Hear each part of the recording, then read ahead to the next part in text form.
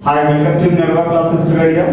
हम सुधांशु कुमार और मैं एक बार फिर आपके बीच उपस्थित हूँ सीटेट के प्रीवियस पेपर के सीरीज को लेकर के।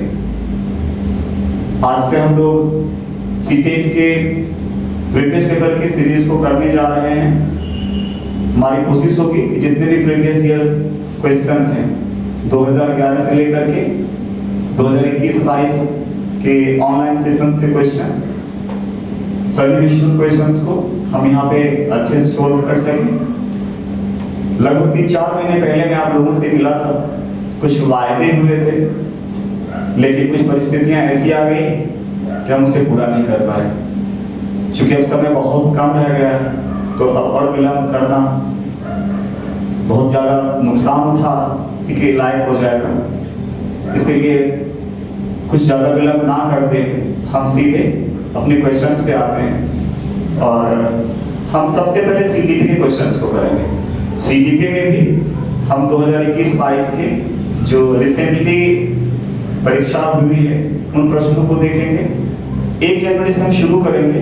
1 जनवरी 2022 के सेशन को आज हम पहली बार देखेंगे और पूरे जनवरी सेशन के जितने क्वेश्चंस हैं जब हम उसको कर लेंगे उसके बाद पुनः हम दिसंबर वाले सेशन में आएंगे और फिर दूसरे तीसरे विषयों में भी जाएंगे। ऐसा नहीं है कि केवल हम प्रीवियस पेपर के क्वेश्चंस ही करेंगे। जो भी टॉपिक्स हैं सीटेट के, सीडीपी के, ईवीएस के या फिर मैथ पेडागोजी के, मैथ कंटेंट के, इंग्लिश के, जितने विषय या फिर पेपर 2 के एसएसटी वगैरह सबको हम देखेंगे बारी बारी से। लेकिन सबसे पहले सीडीपी 1 जनवरी 2022। आइए स्टार्ट करते हैं। जुड़िए हमसे मिनरवा क्लासेस के ऑनलाइन पोर्टल पे। ये जो क्वेश्चन आप देख रहे हैं ये हमारा पहला प्रश्न है और क्लासेस बाइलिंगुअल देने की कोशिश की जाएगी, क्योंकि कुछ ऐसे बच्चे हैं जिन्हें अंग्रेजी में परेशानी होती है और कुछ ऐसे बच्चे हैं जिन्हें हिंदी में परेशानी होती है। तो मेरी कोशिश होगी कि बाइलिंगुअल क्लास को मैं रन कर सकूं। पहला क्वेश्चन है, which of the following principle suggests that different body parts develop at different rates at various stages of development? निम्न में से कौन सा नियम यह सुझाव देता है कि शरीर के विभिन्न अंग विकास के विभिन्न चरणों में भिन्न दरों में विकसित होते हैं? देखिए, हम जब क्वेश्चन सोल्व करेंगे तो इसमें कुछ बातें बीच बीच में मैं बताते चलूंगा। यदि आप उन बातों को कॉपी में नोट करते चलेंगे या बाद में वीडियो को रोक करके आप देखेंगे तो निश्चित तौर पे आपके काफी अच्छे मार्क्स आएंगे। और यह केवल सीडीपी में नहीं, अभी तो जितने विषय हैं सीटेट के उन सारे विषयों में आपके लिए बहुत बेहतर एक तरह से कीवर्ड साबित होगा। जैसे इस क्वेश्चन को ही देखिए, इसमें कुछ कीवर्ड है। क्वेश्चन के कीवर्ड को पहचानिए पहले। इस क्वेश्चन का जो मेन व्यू है वो क्या है कि कौन सा नियम यह सुझाव देता है कि शरीर के विभिन्न अंग विकास के, शरीर के विभिन्न अंग विकास के विभिन्न चरणों में, विकास के चरण कौन कौन से होते हैं? गर्भावस्था होता है, गर्भावस्था के बाद शैशवावस्था इन्फेंसी फेज, उसके बाद बाल्यावस्था चाइल्डहुड फेज के बाद आपका आता है किशोरावस्था एडोलसेंस। और सब शिक्षा अभियान के तहत आपको 6 से 14 वर्ष तक के बच्चों के बारे में तो जरूर जानकारी होनी चाहिए। हालांकि बाकी थ्योरीज आपको गर्भावस्था से लेकर के किशोरावस्था तक के बारे में बहुत डिटेल में पढ़ने की सलाह देता है यदि आप सीटेट की प्रिपरेशन को कर रहे हैं तो इसमें शरीर के विभिन्न अंग विकास के विभिन्न चरणों में भिन्न भिन्न दरों से विकसित होते हैं। इस बात को कौन अपने ऑप्शंस में शामिल कर रहा है, आप उस पर गौर करें। पहला विकल्प है विकास एक आयामी होता है। विकास एक आयामी नहीं होता है, यूनिडायमेंशनल नहीं होता है डेवलपमेंट, ये मल्टी डायमेंशनल होता है। कभी भी आप देख ही नहीं सकते हैं इसमें शारीरिक विकास, मानसिक विकास, सामाजिक विकास, सांवेगिक विकास और नैतिक विकास शामिल है। आप कह सकते हैं cognitive physical development, cognitive development, social development, moral development या फिर इमोशनल डेवलपमेंट, बहुत सारे डेवलपमेंट्स इसमें शामिल हैं। यह विकल्प आपका गलत है। विकास एक दिशीय होता है। विकास एक दिशीय या यूनिडायरेक्शनल नहीं होता है। विकास के डायरेक्शंस क्या होते हैं ना, अप्स एंड डाउन्स होते रहते हैं। यह एक दिशा में कभी भी नहीं जा सकता है। निश्चित तौर पर विकास कभी ज्यादा होगा, कभी कम होगा, स्पीड भी अलग अलग होगी, दर भी अलग अलग होगा, और किसी बच्चे का विकास बहुत जल्द देखने को मिल जाता है, किसी का बौद्धिक विकास ज्यादा जल्दी हो जाता है, किसी का शारीरिक विकास जल्दी हो जाता है। तो ये विकल्प भी आपका गलत हो रहा है। विकास एक असतत प्रक्रिया है। विकास एक असतत प्रक्रिया, इस वर्ड पे गौर करिए। विकास जीवन पर्यंत होता है, और सतत, और माने नहीं, सतत माने लगातार, अर्थात जो लगातार ना हो। विकास के नियम की यह अवहेलना कर रहा है, विकास के नियम के खिलाफ बात कर रहा है। विकास लगातार होता है, कहां से कहां तक? जन्म लेने के पहले से लेकर के मरने तक, अर्थात आपके जीवन के आखिरी पड़ाव तक विकास होता रहता है। तो यह विकल्प भी आपका क्या हो गया? यह विकल्प भी आपका गलत है। चौथा है, विकास की दिशा अधोगामी एवं शीर्षगामी है। Direction of development is proximal distal and cephalocaudal. देखिए, इस दोनों वर्ड को यदि आप अच्छे से पढ़ लें, अधोगामी और दूसरा है शीर्षगामी। शीर्षगामी को अंग्रेजी में सेफेलोकॉर्डल कहते हैं। सेफेलोकॉर्डल का मतलब हुआ विकास सिर से पैर की ओर होता है, सिर से पैर की ओर, अर्थात पहले सिर का विकास होगा, फिर गर्दन का विकास होगा, फिर छाती का, पीठ का, पेट, कमर, पैर वगैरह। तो इसके लिए इंग्लिश का वर्ड आता है सेफेलोकॉर्डल। अच्छे से याद रखें इस वर्ड को, क्योंकि कभी-कभी परेशानी होती है तो इंग्लिश के वर्ड काफी मददगार साबित होते हैं। दूसरा जो एक वर्ड है वो है प्रॉक्सिमोडिस्टल। ये वर्ड प्रॉक्सिमोडिस्टल, प्रॉक्सिमोडिस्टल का मतलब या अधोगामी का मतलब होता है कि शरीर का जो सेंटर पार्ट है उस पार्ट से आपका डेवलपमेंट स्टार्ट होगा और धीरे-धीरे अन्य जगह पर विकास होना शुरू होगा। इसको यदि आप दूसरे रूप में देखें तो पहले बच्चा क्या करता है ना, पहले सूक्ष्म गति करता है, जैसे कलम वगैरह से लिखना, उसके बाद फिर वो अपने विकास को सूक्ष्म से कह सकते हैं स्थूल विकास की ओर अग्रसर करता है। अर्थात पहले माइक्रो डेवलपमेंट होता है, फिर मैक्रो डेवलपमेंट होता है। तो निश्चित तौर पे यह विकल्प आपका 100% सही है। तो एक नंबर का आंसर हो जाएगा option D. Come to the next question. आपके क्वेश्चन है, which of the following statements is correct? निम्न में कौन सा कथन सही है? Children's development takes place in a socio-cultural context। 100% सही है ये। बच्चों का विकास एक सामाजिक सांस्कृतिक परिप्रेक्ष्य में होता है। इसको वाइगोत्स्की के स्टेटमेंट से जोड़ सकते हैं। वाइगोत्स्की का जो संज्ञानात्मक विकास का सिद्धांत है उसने इसी बेसिस पे दिया है कि बच्चा का जो विकास होता है वह समाज और संस्कृति के परिप्रेक्ष्य में होता है, उसी के सापेक्ष होता है। जैसा उसका सोसाइटी होगा, जिस प्रकार का उसका कल्चर होगा, उसी के हिसाब से बच्चे का डेवलपमेंट होगा। तो यह विकल्प आपका सही है। दूसरा है, childhood is a period that can be divided into 10 distinct stages। ऐसी कोई बात नहीं है कि बचपन को 10 अलग-अलग अवस्थाओं में बांटा गया है, यह गलत बात है। यह विकल्प आपका सही नहीं है। बच्चों की सोच सामाजिक अंतःक्रिया से प्रभावित नहीं होती है, यह कथन भी गलत है, क्योंकि बच्चा सोशली इंटरेक्ट करता है, समाज में जो देखता है वो सीखता है। अगला ऑप्शन आपका है डी नंबर का, children's development is socially determined by genetics. बच्चों का विकास केवल, ये केवल जो लिखा है ना, sorry, children's development is socially determined by genetics. बच्चों का विकास केवल आनुवंशिकता पर आधारित होता है, यह गलत है। बच्चों का जो विकास होता है वह विकास निश्चित तौर पे दो चीजों पर डिपेंड करता है, एक आनुवंशिकता पर और दूसरा उसके पर्यावरण पर। अर्थात आनुवंशिकता और पर्यावरण के गुणनफल का प्रतिफल होता है किसी भी बच्चे का विकास। तो यह विकल्प भी आपका गलत हुआ। तो इस तरह से आपका जो आंसर होगा वह आपका पहला क्वेश्चन, सॉरी पहला जो ऑप्शन है कि बच्चों का विकास एक सामाजिक सांस्कृतिक परिप्रेक्ष्य में होता है, यही आपका करेक्ट ऑप्शन है। आते हैं अगले क्वेश्चन की ओर। तीसरे क्वेश्चन की ओर आते हैं। थोड़ी परेशानी है और ठीक से क्वेश्चन अरेंज नहीं किया जा सका है जल्दबाजी में। आई होप कि अगले दिन से क्वेश्चन को प्रॉपर्ली अरेंज कर लिया जाएगा।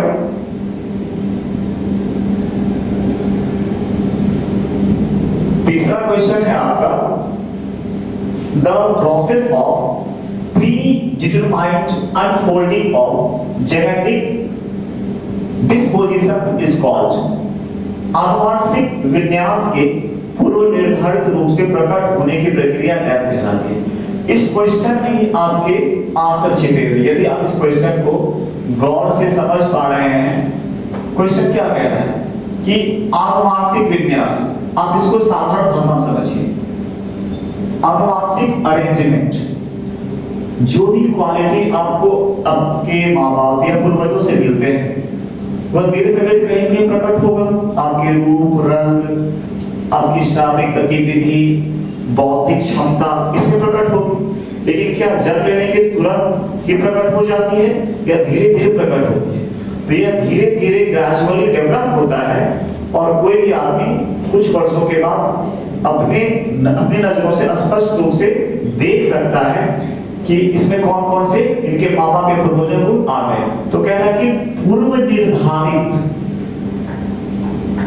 जो भी गुण प्रकट होंगे हैं उनका निर्धारण बाद में तो नहीं होगा। उनका निर्धारण तो गर्भाधान यानी प्रेगनेंसी जिस समय कंसीव की जा रही होगी, जिस समय अंडाणु शुक्राणु मिल रहे होंगे या मिले होंगे, उस समय सारे क्वालिटी डिफाइंड हो चुके होंगे। इस बच्चे में कौन कौन से गुण आने हैं या नहीं आने हैं। लेकिन ये प्रकट कब होता है? ये प्रकट तब होता है जब बच्चों में मैच्योरिटी आ जाती है, परिपक्वता आ जाता है, अर्थात वह शारीरिक रूप से, बच्चा शारीरिक रूप से अधिक क्या हो जाता है? सक्षम हो जाता है। जब बच्चों में मैच्योरिटी आ जाती है, शारीरिक रूप से सक्षम हो जाता है, तब वे सारे गुण प्रकट हो जाते हैं जिनका कि पूर्व निर्धारण हो चुका होता है आनुवांशिकता के द्वारा। लेकिन वह दिखाई देता है जब बच्चे मैच्योर हो जाते हैं, अर्थात फिजिकली काफी डेवलप्ड हो जाते हैं, तब सारे गुण सामने प्रकट होने शुरू हो जाते हैं। इसलिए आपका आंसर होगा डी। आइए अगले क्वेश्चन, चौथे क्वेश्चन की ओर आते हैं। चौथा क्वेश्चन है,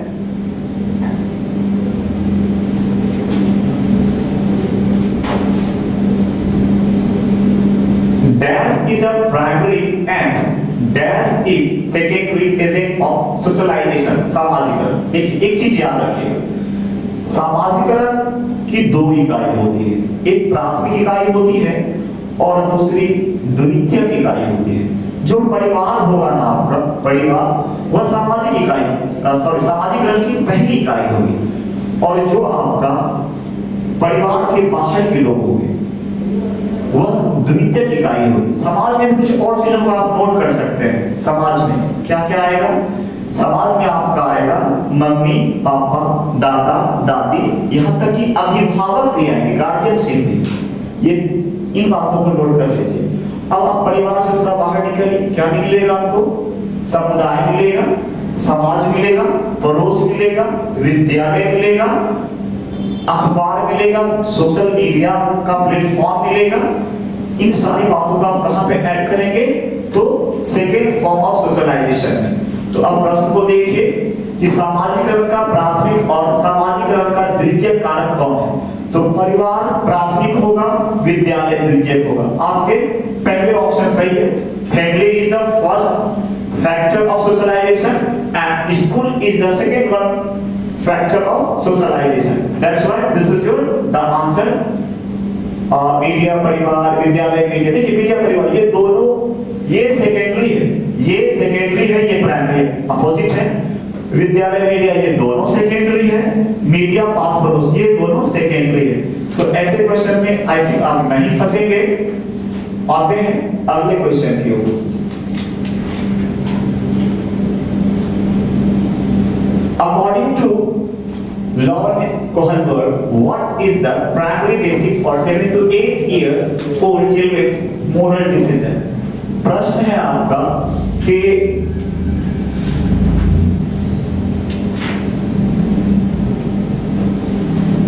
लॉरेंस कोहलबर्ग के अनुसार 7-8 वर्षीय बच्चे में नैतिक निर्णय लेने का आधार क्या है? देखिए 7-8, कोहलबर्ग ने अपने नैतिक विकास के सिद्धांत को 3 भागों में बांटा है। जो परंपरा के पहले की अवस्था है, जिसको आप पूर्व पारंपरिक या प्री, जहां पर कि आप ये कह सकते हैं, इसको हिंदी में एक और शब्द से बोला गया है रूढ़िगत, तो पूर्व परंपरागत कह सकते हैं या पूर्व रूढ़िगत अवस्था कहते हैं। इंग्लिश में ज्यादा परेशानी नहीं होती है, हिंदी में परेशानी डेफिनेटली होती है, तो आपके इंग्लिश के वर्ड जो है आपको बचा लेंगे निश्चित तौर पे। तो जो पहला होता है अर्थात परंपरा की शुरुआत से पहले, तो उसमें 2 फेजेस होते हैं। पहला फेज जो होता है वो एक तो होता है कि दंड और आज्ञा पालन, आप कह सकते हैं ऑर्डर एंड पनिशमेंट, और दूसरा जो होता है वह होता है आपका लेन देन, अभिमुखता। अब इस दोनों को अच्छे समझिए। तीसरा जो भी होता है वो बाद वाली अवस्था परंपरा में, तो मैं आपको ये बताना चाह रहा हूं कि 4 वर्ष से लेकर के 10 वर्ष तक, इसको याद रखेंगे एज को, फ्रॉम 4 इयर्स टू 10 इयर्स का जो पीरियड होता है, यही परंपरा के पूर्व की अवस्था होती है। और इंग्लिश में काफी आसान है, फ्री कन्वेंशनल स्टेज या पीरियड कह सकते हैं। इसमें 2 फेजेस, एक तो एक्सचेंज वाला, जिसको आप कह सकते हैं एक तरह से मशीन की तरह यंत्रवत काम करता है। अर्थात एक बच्चा कहेगा कि तुम मुझे लड्डू दो तो मैं तुम्हें पेड़ा दूंगा, वरना नहीं दो, मुझे कोई मतलब नहीं रहेगा। वो केवल इसलिए नैतिकता का पालन करता है, उसे कुछ लेना होता है, उसके बाद उसे देना होता है। लेकिन उससे पहले जो अवस्था आती है उसको कहते हैं दंड और आज्ञा पालन। अगला है सामाजिक व्यवस्था बनाए रखना। इसको हम एक बार नोट कर लेते हैं, आसान रहेगा आपको, और शायद अगले क्वेश्चन में आपको बहुत काम दे दे। कोहलबर्ग का नैतिक विकास का सिद्धांत, मोरल डेवलपमेंट थ्योरी, इसके 3 फेज होते हैं। पहला हो जाएगा पूर्व पारंपरिक अवस्था, और इसमें 2 हो जाएगा, एक हो जाएगा दंड एवं आज्ञा पालन, दंड एवं आज्ञा पालन। इसका दूसरा हो जाएगा लेन देन अभिमुखता, लेन देन अभिमुखता। इसी का जो होगा पारंपरिक, पारंपरिक अवस्था। पारंपरिक के भी 2 हो जाएंगे, एक हो जाएगा अच्छा लड़का अच्छी लड़की। अच्छा लड़का मैं केवल का लिख देता हूं, और अच्छी लड़की। और दूसरा आ जाएगा सामाजिक नियम, सामाजिक नियम कह लीजिए या कानून कह लीजिए। और इसकी जो तीसरी अवस्था होगी, इसमें भी 2 चीजें होंगी, एक सामाजिक अनुबंध, एक सामाजिक अनुबंध, और दूसरा आ जाएगा आपका सार्वभौमिक, सार्वभौमिक नैतिकता, नैतिकता। इसको अच्छे समझ लीजिए।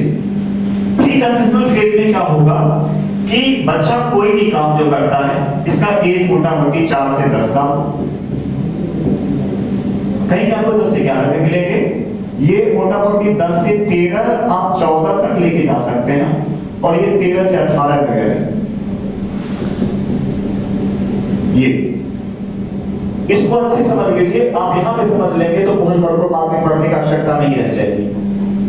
कोहलबर्ग ने कहा है कि इसमें परंपरा को बच्चा समझ भी नहीं पाता है, उस समय 2 स्थिति होती है नैतिकता को पालन करने का।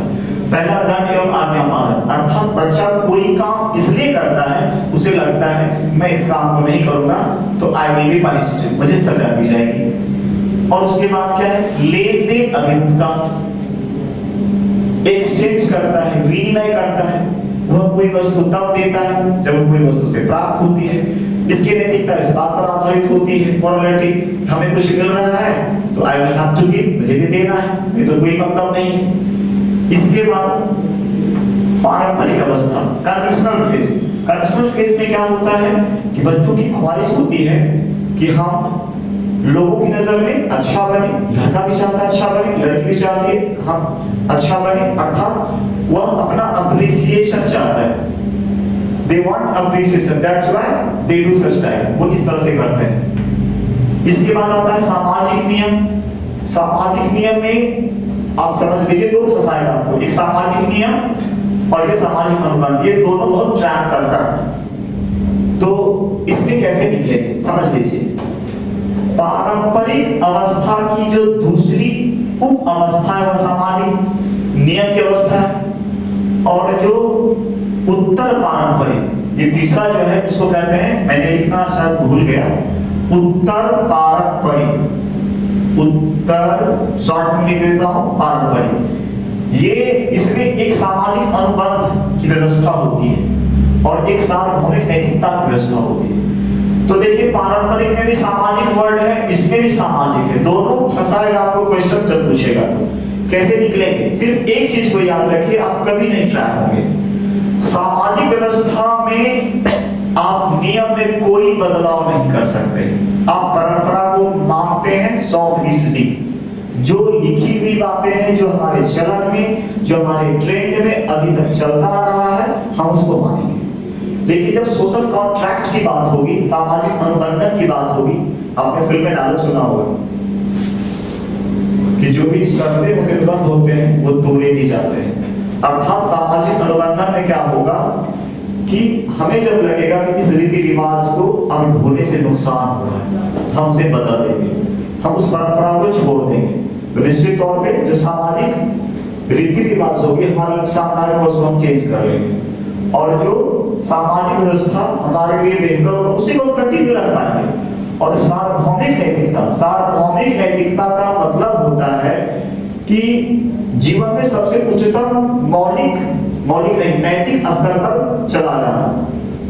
75% लोग यहाँ तक नहीं पहुंच पाते हैं। जैसे सोल्जर्स, उनमें ये नैतिकता की भावना होती है, वो अपने देश के लिए जान दे देते हैं, अपने आपको मर्टायर कहलाना उनके लिए खुशी की बात होती है। एक आम आदमी इस स्थिति में नहीं जा पाता है। और ये सार्वभौमिक इसलिए सार्वभौमिक, सार्वमान्य सभी भौमिक भूमि से बना है, सभी जमीन सभी भूमि पर। यह नैतिकता केवल भारत में नहीं है, यह नैतिकता अलग अलग काल में अर्थात अलग अलग समय में सभी देशों में पाया जाता रहा है, आगे पाया जाता रहेगा। देशभक्ति की भावना जितनी भारतीयों में उतना विश्व के अन्य देशों के नागरिकों में भी है, इसलिए इसको कहा गया है सार्वभौमिक नैतिकता। तो आइए अपने क्वेश्चन पे फिर से हम आते हैं। ऑप्शंस है 7 से 8 साल का बच्चा क्या बेस बनाएगा जब वह नैतिक निर्णय लेगा। तो 7-8 साल का निश्चित तौर पे प्री कन्वेंशनल फेज में होगा, सामाजिक व्यवस्था होगा नहीं, अनुबंध होगा नहीं, दंड और आज्ञा पालन या सार्वभौमिक नैतिकता, तो दंड और आज्ञा पालन होगा। इससे एक चीज और क्लियर होता है कि 8 वर्ष तक, जो तो सब टीचर्स अलग अलग तरीके से पढ़ाते हैं, मैं भी पढ़ाता हूँ, अब मोटा मोटी मान लीजिए कि 7-8 साल तक का जो बच्चा होता है वह किसी काम को ऑर्डर एंड पनिशमेंट को बेस बना करके ही करता है। 8 वर्ष तक, 7-8 वर्ष तक का बच्चा मान लें, ऐसा कोई बाउंड्री लाइन नहीं है, फिर भी आपको आगे के आंसर करने में काफी हेल्पफुल होंगे। आते हैं अगले क्वेश्चन की ओर। जीन पियाजे के सिद्धांत में क्रमबद्धता किस संदर्भ में प्रयोग हुआ है? इंग्लिश में क्वेश्चन ऑलरेडी मेंशन है। सिविएशन इन जीन पियाजे's थ्योरी रिफर्स टू, देखिए क्रमबद्धता, यह तीसरी अवस्था में इसका वर्णन मिलेगा। इसने 4 अवस्थाओं का वर्णन किया है, SMS sensitive motor state, POS PCO pre operational stage, पूर्व संक्रियात्मक अवस्था, तीसरी अवस्था जो होती है वो होता है कंक्रीट ऑपरेशनल स्टेज अर्थात मूर्त संक्रियात्मक अवस्था, और चौथा जो होता है फॉर्मल ऑपरेशनल स्टेज, जिसको हिंदी में कहते हैं अमूर्त भी कह सकते हैं या औपचारिक संक्रियात्मक अवस्था भी कह सकते हैं। देखिए मेरा ये पहला वीडियो है YouTube पे, तो डेफिनेटली गलतियां हो सकती है बोलने में, मैं भी इंसान ही, कोई मंगल ग्रह से तो आया नहीं, ना मंगल ग्रह से ना मैं धीरे धीरे क्या होगा, हमारे ब्लड में रस बस जाएगा, फिर लगेगा कि हम जैसे ऑफलाइन क्लास में बोलते हैं सामने फेस टू फेस वैसे ही होगी। तो मेरी कुछ बातों को इग्नोर करेंगे और जो मैं कहना चाह रहा हूँ आपका फोकस वहां होना चाहिए। क्रमबद्धता, क्रमबद्धता कैसे होगा, जरा इस पर फोकस करिए। आपको कहा जाए इसे क्रम से लगाइए, क्या करेंगे, या तो बड़े से छोटे की ओर जाएंगे, या छोटे से बड़े की ओर जाएंगे, या वेट के हिसाब से जाएंगे, या हाइट के हिसाब से जाएंगे। तो इन कुछ बातों को बेस बना करके क्रमबद्धता के नियम को आप लागू कर सकते हैं निश्चित तौर पे। अब आते हैं ऑप्शंस की ओर। वस्तुओं को किसी एक आयाम जैसे लंबाई पर आधारित क्रम देना सही है, ए नंबर। दूसरों का परिप्रेक्ष्य लेने की क्षमता नहीं। चिंतन का वर्णनात्मक रूप, चिंतन का वर्णनात्मक रूप जैसा कहानी कथन में होता है, बिल्कुल नहीं। स्थानों जैसे अपने विद्यालय का स्थान के मानचित्रण करने की क्षमता। देखिए क्रमबद्धता जब भी होगा, क्वेश्चन क्या कह रहा है, क्रमबद्धता कैसे होगा, क्रमबद्धता जो होगा, इसने तो एक एग्जांपल दे दिया लंबाई, द्रव्यमान पर भी हो सकता है जिसमें ज्यादा कैपेसिटी है, यानी बड़े वाले को पहले छोटे वाले को पहले, इस तरह से कर सकते हैं। और इसके बाद आप ये कह सकते हैं कि क्षेत्रफल को बेस बना सकते हैं, और भी चीजें हैं। तो बाकी ऑप्शंस नहीं, बिल्कुल इससे टैली नहीं कर रहा है, और पहला ऑप्शन आप इससे मैच कर रहा है। आते हैं अगले क्वेश्चन की ओर। 7वां क्वेश्चन देखते हैं। 5 वर्षीय नसीमा को यह लगता है कि चिकनी मिट्टी के गोले को यदि दबाकर एक सांप के रूप में परिवर्तित करें तो चिकनी मिट्टी बन जाती है। जीन पियाजे के अनुसार उसकी सोच के पीछे कौन सा तर्क है? नसीमा क्या सोच रही है? देखिए क्वेश्चन में कह रहा है कि चिकनी मिट्टी है, उसका एक गोला है, और यदि वो दबा करके उसको लंबा कर दे सांप के जैसा तो चिकनी मिट्टी बढ़ जाएगी। एक्चुअली में चिकनी मिट्टी बढ़ेगी तो नहीं, फिर उसको लग रहा है ऐसा क्यों कर रही है? तो निश्चित तौर पे वह उसमें पलटावी गुण नहीं है, वह उस गुण का संरक्षण नहीं कर पा रही है, वह उसका डिसेंट्रलाइजेशन नहीं कर पा रही है, विकेंद्रीकरण नहीं कर पा रही है। यदि विकेंद्रीकरण कर पाती तो ऐसा वह कभी नहीं बोलती। अर्थात उसमें क्या है, अभी तक वो केंद्रीयता को ही बेस मान करके चल रही है, सेंट्रेशन को बेस मान करके चल रही है। परिकल्पित निर्माणात्मक, ये आपका ऑप्शन आ जाता है, ये तीसरे फेज में, सॉरी चौथे फेज में 11 साल के बाद। हाइपोथेसिस, डिडक्टिव रीजनिंग, ये जब बच्चा अमूर्त रूप से सोचना शुरू करता है तब ये आता है। जीववाद, ये भी है बट इसे ताल्लुक नहीं करता। जीववाद कहते हैं मिल्की में सजीव की कल्पना, इसको एनिमिज्म या एनिमिस्टिक थिंकिंग कहते हैं। और संक्रमण परिणाम निकल, ये कुछ है ही नहीं, तो आपके ऑप्शंस हो जाएंगे बी नंबर हो जाएगा केंद्रीयता। अगला क्वेश्चन देखते हैं 8 नंबर का। लेव वाइगोत्स्की के संज्ञानात्मक विकास का सिद्धांत डैश पर आधारित है। जहां भी लेव वाइगोत्स्की की चर्चा हो आप 3 शब्द पर जरूर गौर करेंगे, एक तो समाज, दूसरा संस्कृति और तीसरा भाषा। तीनों शब्द से इनका गहरा ताल्लुक है। तो सामाजिक संरचना, व्यवहारवाद, मनोविज्ञान साथ में बिल्कुल नहीं, सामाजिक संरचना इज द राइट आंसर, यानी सोशल कंस्ट्रक्टिविज्म। चलिए अगला क्वेश्चन देखते हैं 8 नंबर, ये सॉरी 9 नंबर। लेव वाइगोत्स्की ने बच्चे के स्वयं से संवाद करने की क्रिया के लिए किस शब्द का प्रयोग किया है? इसमें मैं आपको थोड़ा रोकूंगा। पहला है प्राइवेट स्पीच, दूसरा है टॉक अलाउड बिजनेस, स्कैफोल्डिंग, चौथा है ईगोसेंट्रिज्म। मैं थोड़ा आपको रोक रहा हूं। देखिए बच्चा जब खुद से बात करता है तो 2 लोगों ने इसके बारे में कंसेप्ट दिए, एक पियाजे ने दिया है और एक वाइगोत्स्की ने दिया है। पियाजे इसको कहता है ईगोसेंट्रिक हो जाना, आत्म केंद्रित हो जाना, और इसी को जीन पियाजे वाइगोत्स्की ने कहा है प्राइवेट स्पीच या इनर स्पीच। अर्थात बच्चा स्वयं से बात करता है तो स्वयं को रेगुलेट कर रहा है। अब बच्चा जब स्वयं से बात करता है तो स्वयं से बात करने का भी 2 तरीका है। एक है कि बच्चा चुपचाप मन ही मन साइलेंटली बात करेगा, एक है कि वह आवाज देकर के अर्थात खुद से बात करेगा, किसी और को एड्रेस नहीं करेगा, लेकिन तब उसकी आवाज बाहर निकलेगी। तो ये जो है आपका निजी संवाद। आंसर तो इसका हो जाएगा प्राइवेट स्पीच, इसमें कहीं कोई परेशानी नहीं है, टॉक अलाउड ऐसा कुछ नहीं है। इसके फुल में बाद में आता हूं। निजी संवाद भी दो तरह के होते हैं, एक जो प्राइवेट स्पीच दिया है, ये तो प्राइवेट स्पीच रहेगा ही, ठीक है, ये प्राइवेट स्पीच तो रहेगा ही। एक हो जाएगा आपका, एक तरह से कह लीजिए प्राइवेट या इनर, जो कह लीजिए प्राइवेट या इनर साइलेंट।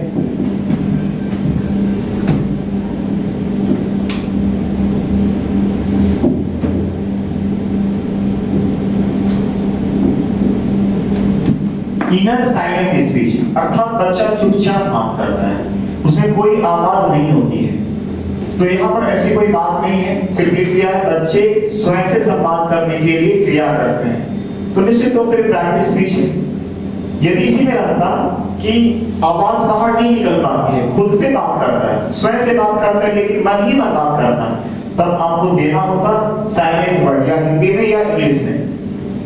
इसके बाद स्कैफोल्डिंग। स्कैफोल्डिंग क्या है? एक तरह की मदद है, और यह देता कौन है? देता है MKO, जो मदद लेने वाले से ज्यादा जानता है। यह अस्थायी होता है, टेम्पररी होता है, यह परमानेंट नहीं होता है। बाकी फिर जब वाइगोत्स्की का थ्योरी पढ़ेंगे तो उसमें आएंगे, बहुत सारी चीजें हैं। ईगोसेंट्रिज्म मैंने पहले कहा, स्वकेंद्रीयवाद की जब भी चर्चा होगी तो आप जीन पियादे के साथ जाइएगा, आपके आंसर 100% सही होंगे।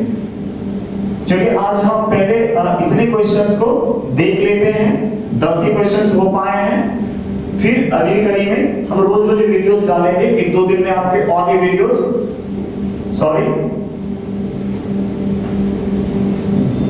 हम रोज और वीडियोस डालेंगे। हम 10 ही क्वेश्चन देखेंगे अभी। यदि 10 क्वेश्चन हमारे हो गए हैं तो अच्छी बात है, नहीं तो हम नेक्स्ट क्वेश्चन को देख लेते हैं। आई थिंक इस क्वेश्चन को आप अच्छे से समझ गए होंगे। एक क्वेश्चन और देखेंगे तो शायद 10वां क्वेश्चन हमारा हो जाएगा। ये रहा आपका 10वां question. Which of the following characterizes progressive classroom? एक प्रगतिशील कक्षा की निम्नलिखित कौन सी विशेषता है? देखिए, जैसे ही क्वेश्चन हो प्रगतिशील कक्षा की, प्रगतिशील कक्षा की जब बात हो, यह शब्द प्रोग्रेसिव क्लासरूम की, तो आप इस बात पर ध्यान देंगे। ऐसे तो ये जो क्लास ऑर्गेनाइज किया गया सबसे पहले जॉन डीवी के द्वारा किया गया, तो इसके साथ जॉन डीवी का नाम कनेक्ट होगा, उसकी चर्चा होगी। बच्चा लगातार सीखेगा, सतत रूप से सीखेगा, किसी में कोई भेदभाव नहीं होगा, और इसमें क्लास सीसीएल होगा, डेमोक्रेटिक होगा, चाइल्ड सेंटर्ड लर्निंग अर्थात बाल केंद्रित शिक्षा होगी, और लोकतांत्रिक कक्षा। लोकतंत्र का क्या मतलब होता है? लोकतंत्र का मतलब होता है कि जनता की भागीदारी होगी, जनता लीड रोल में रहेंगे, नेतृत्व करेंगे, बाकी लोग उसको फॉलो करेंगे। तो निश्चित तौर पे इसमें बच्चे जैसे चाहेंगे उस तरह से क्लास कंडक्ट किया जाएगा, और इसमें बच्चे अधिक से अधिक सक्रिय रहेंगे, उन्हें करके खुद से करके सीखने का अनुभव हासिल होगा। शिक्षक केवल सुविधादाता या सुविधाकर्ता की भूमिका में होंगे। अब ऑप्शन पढ़ेंगे, आपके आंसर आ जाएंगे। ड्रिल और अभ्यास। ड्रिल और अभ्यास एक तरह व्यवहारवाद को बनाता है, अनुकरण को बनाता है। इसमें बच्चा अपना कुछ नहीं कर पाता है। योग्यता आधारित अस्थायी अनुभव नहीं। जब आप बच्चे को सेपरेट कर रहे हैं, वो भी किसके बेसिस पे? तो आप एबिलिटी के बेसिस पे, इसमें हीन भावना उत्पन्न हो जाएगी, बिल्कुल गलत होगा ये। सहयोगितापूर्ण अधिगम, जब बच्चे कोलैबोरेट होकर के लर्न करें, हम जो जानते हैं बच्चे को सिखाएंगे दूसरे को, दूसरा बच्चा हमें सिखाएगा, अर्थात स्टूडेंट या अधिगमकर्ता एक दूसरे से शिक्षा ग्रहण करेगा, सीखेगा, लेगा, देगा, तो निश्चित तौर पे उसके लिए ये बहुत अच्छी बात होगी। प्रोग्रेसिव एजुकेशन का ये हिस्सा होगा। पुरस्कार और दंड। पुरस्कार और दंड ये एक तरह से पुनर्बलन है, और ये बाह्य पुनर्बलन है, तो इसकी भी चर्चा नहीं होगी प्रगतिशील में। ये ज्यादा तक आपके लिए उपयोगी नहीं होगा। आप रोज रोज दीजिए पुरस्कार, रोज रोज दंड दीजिए, बच्चे हमेशा हो जाएंगे, फिर आपके पुनर्बलन का वैल्यू ही खत्म हो जाएगा। इसलिए ऑप्शन भी सही नहीं होगा। आपके ऑप्शंस हो जाएंगे कोलैबोरेटिव लर्निंग या सहयोगितापूर्ण अधिगम। चलिए आज हम 10 क्वेश्चन ही देखते हैं, इसके बाद फिर हम देखेंगे, ठीक है? Okay, thank you, have a nice night.